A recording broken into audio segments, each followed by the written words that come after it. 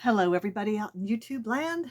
I've had some really quick videos recently, and this will be another fairly short one.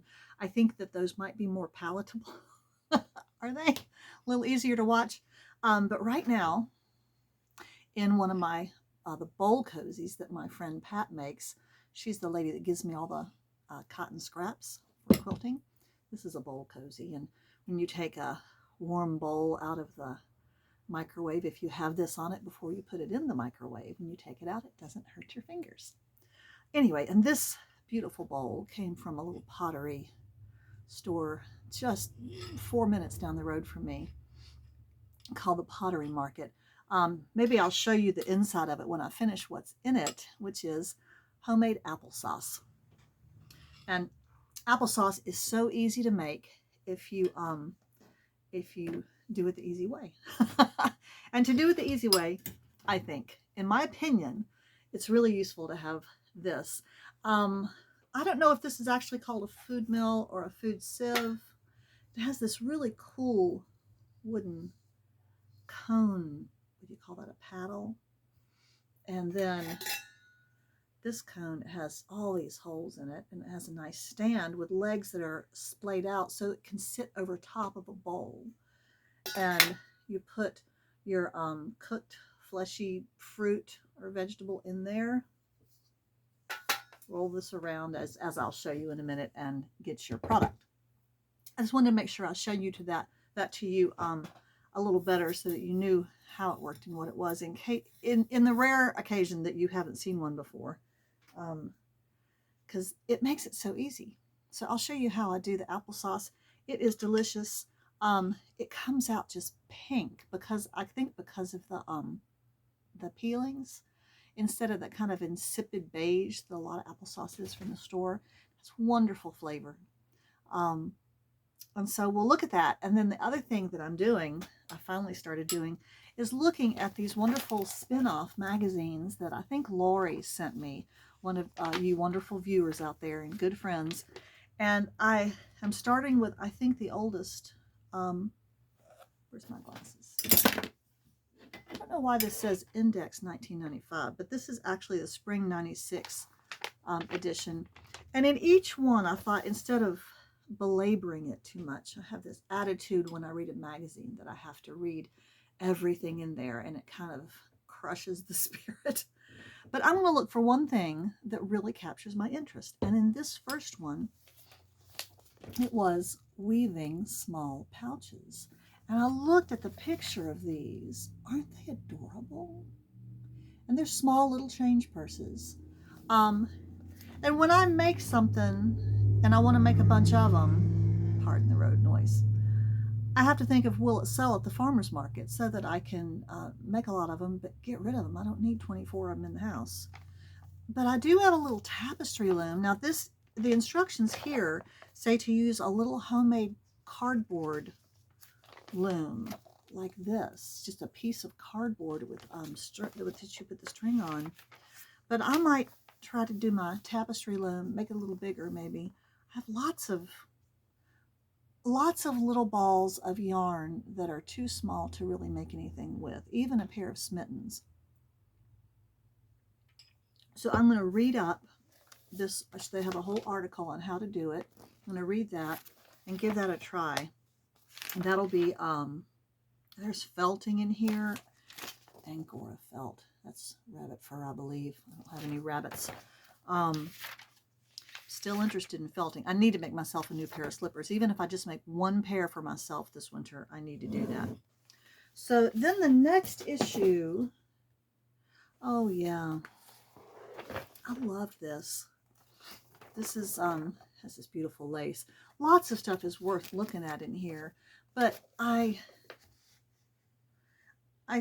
saw this photograph of this woman down here. Her name is Sylvia Thorne.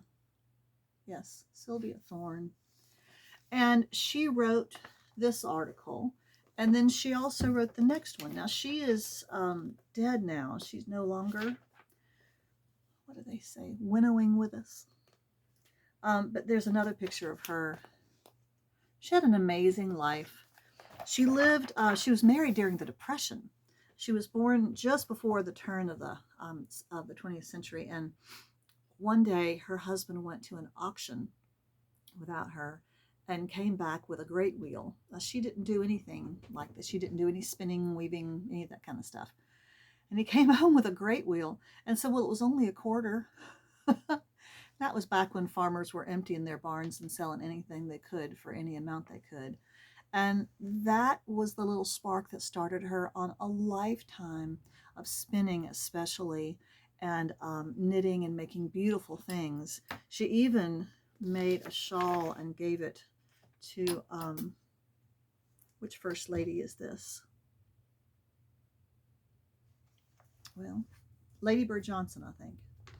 Anyway, just an amazing woman, and she has a delightful writing style. So both of those articles were wonderful. If you can go online and find something by Sylvia Thorne with an E on the end, do that, because she's worth reading. They were just a delight. And then I'm in the third one now. And the thing that I knew I needed to read, I need to read this, is it's called A Lick and a Promise, or Waxes, Polishes, and Your Spinning Wheels Finish. It really is how to oil your spinning wheel, how to take good care of it, and I know that I need to do that. And I haven't read the article yet, but that is what I'm going to be doing probably later today. So I'm just looking for one thing in each one, and some of them will probably turn into videos for you, and some of them I may just mention, like the Sylvia Thorne articles. Boy, I wish I'd had a chance to meet her. She lived well up into her 90s, and had died just before, in the 90s, just before this was published. Okay, well, that's enough of that. Let's go into the kitchen and make some applesauce.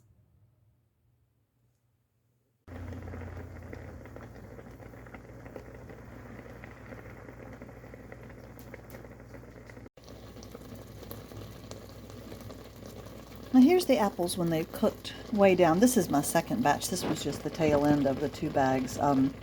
One was Macintosh and one was Honeycrisp, so it's good to have a combination of apples. Everything is all the way cooked. I didn't have to peel them or core them or do anything. I cut them in quarters and threw them in the pot with a little water. And now I'm going to scoop that out and put it into this. Now this, some people call this a food mill or a sieve. I have seen this used for making grape juice from Concord grapes. I've used it with tomatoes to take tomato juice or sauce. And it leaves the skins and the seeds in here. You could really use it for just about any kind of fruit. So now I'm going to put the apples in there and we will see what comes out underneath. I'm going to try to do this with one hand. You just rotate it this way. Now normally I would hold this handle with one hand and I'd be able to get a whole lot better purchase on it. But you just rotate this around, keep going, and it comes out down here just like that. And I could fill up this bowl. With the first pot I filled up this bowl. And that's wonderful, pure applesauce, no sugar, no nothing. Now, I added a little sugar to the first batch and also some cinnamon and allspice, my favorite spice mix, because I'm taking this applesauce to church. But usually if I keep it at home, I just have it straight. These, I got 2 bags of apples. They sell it at the store this time of year, and these are this year's apples, which is nice. Anyway, so I'm going to keep on doing this until all I have left in here is just kind of pretty dry skins and seeds. And all of the pulp has gone through the little holes and down and made a lovely, lovely bowl of applesauce. Okay, so now that I'm done, you can see how the inside of this looks. That really is just skins and seeds. Hardly any pulp left on that. And that's pretty easy to clean off. Have some beautiful applesauce. Now I'm not going to take this off yet because I need to scrape. I'm going to use my spatula to scrape all this leftover applesauce off the side of this into the bowl. There's probably a good half a cup or so there. Now I've also used this kind of food mill. I had this one first. I got this in Iowa probably 30 years ago, and they sold these in the hardware stores and stuff out there. I'd never seen one before, but I didn't have much experience with preserving food at that stage. But this one is harder to take apart and clean and everything. This is so easy, and I find it easier to use.